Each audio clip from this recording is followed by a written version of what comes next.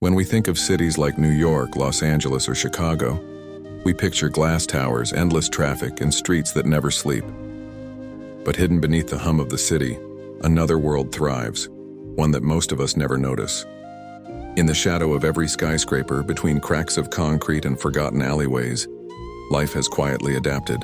From raccoons rummaging through trash cans to coyotes trotting down empty highways at dawn, wildlife has found a way to survive in our man-made jungles.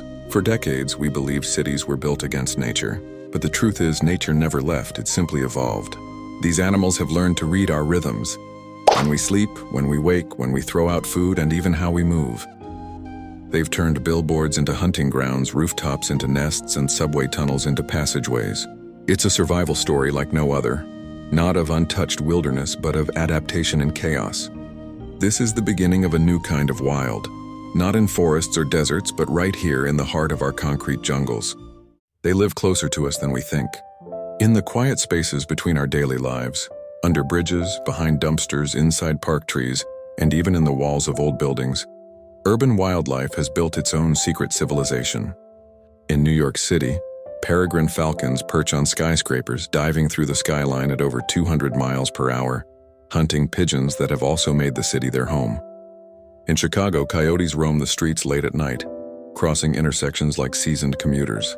And in Los Angeles, mountain lions prowl the edges of highways, their glowing eyes catching the light of passing cars. Each animal has learned to use the city's chaos as a tool. Rats follow the warmth of underground steam tunnels. Raccoons use their clever paws to open latches, doors, and garbage bins. Even the humble squirrel has mastered electricity poles and telephone wires, turning them into their personal highways in the sky. Yet we rarely see them. We walk past their homes, eat near their feeding spots, and sleep while they live their wildest hours. They are our hidden neighbors, thriving in the same space we call home, reminding us that nature doesn't stop at the city limits. When the sun dips behind the skyline and the city lights take over, the real wildlife show begins. The streets that once echoed with footsteps and engines now belong to the silent hunters and scavengers of the night. Raccoons emerge from storm drains, moving like masked bandits through empty parking lots. Their tiny hands open trash cans with the precision of thieves. Coyotes step cautiously from the shadows, their eyes gleaming gold under streetlights, ears twitching at the faintest sound. Owls perch on street lamps, surveying the concrete forest below. Cats, both wild and stray, prowl the alleys, following the soft rustle of their prey. Even opossums, the quiet cleaners of the night, make their rounds, keeping the ecosystem balanced in ways most people never realize. The city at night is a different planet. Sirens become the howls of a new wilderness. The hum of air conditioners mimics the buzz of crickets once heard in forests. And in that strange harmony of nature and machine, these animals have carved out their kingdom. By dawn, they vanish again, leaving behind no footprints, just the faint reminder that the wild never sleeps, even in the most sleepless cities on Earth.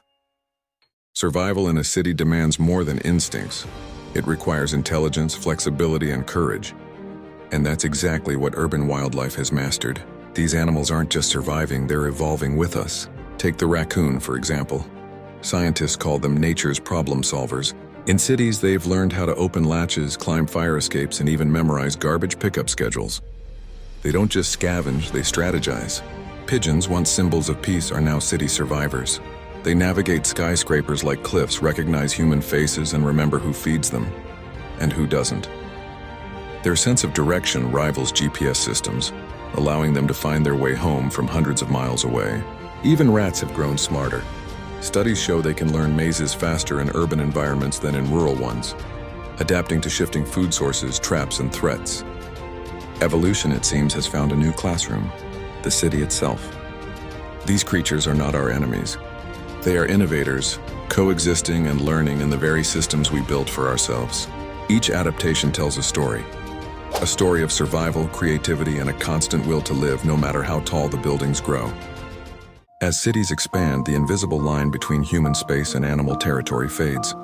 Every skyscraper, park, and alley becomes shared ground, and that's where the tension begins. Trash bins overflow with easy meals, pets become prey, and gardens turn into foraging grounds. What feels like a nuisance to us is survival for them. Coyotes caught on security cameras, raccoons raiding kitchens, or pigeons nesting on apartment balconies. These encounters tell the story of coexistence pushed to its limits. Sometimes fear replaces fascination. News headlines label these creatures as invaders, but in truth, we invaded their world first. The forest we cut, the rivers we dammed, the land we claimed, they didn't vanish. They followed us into our cities, adapting faster than we ever imagined. Still, coexistence is possible. Some American cities have started wildlife corridors, green rooftops, and smart waste systems designed to protect both humans and animals. Because understanding them doesn't just save them, it protects our ecosystems, our health, and ultimately our future. It's not a story of competition anymore. It's a story of learning how to share the same sky. The story of urban wildlife isn't ending. It's just evolving. Every city skyline tells two tales, one of human progress and one of nature's quiet persistence. The question now is, can both survive together? Scientists call this new relationship urban ecology, the study of how cities and nature intertwine. Across the U.S., cities are becoming laboratories for coexistence. Rooftop gardens double as bird sanctuaries. Highways are redesigned with green bridges for safe animal crossings. And even skyscrapers are being built with nesting spaces for falcons and bats. Technology is helping too. Smart sensors track animal movement, heat maps reveal migration paths, and AI models predict conflicts before they happen. Humanity, once the destroyer of habitats, now has the tools to become their protector. But the real change begins with us, the people who share this space every day. Every time we close a garbage bin, plant a tree, or leave a light off at night, we give nature a small chance to breathe again. Our cities are not separate from the wild. They are the wild, reborn in glass and steel. And if we listen closely, beneath the noise and neon, we can still hear it. The heartbeat of the untamed world, surviving, adapting, and reminding us that life always finds a way.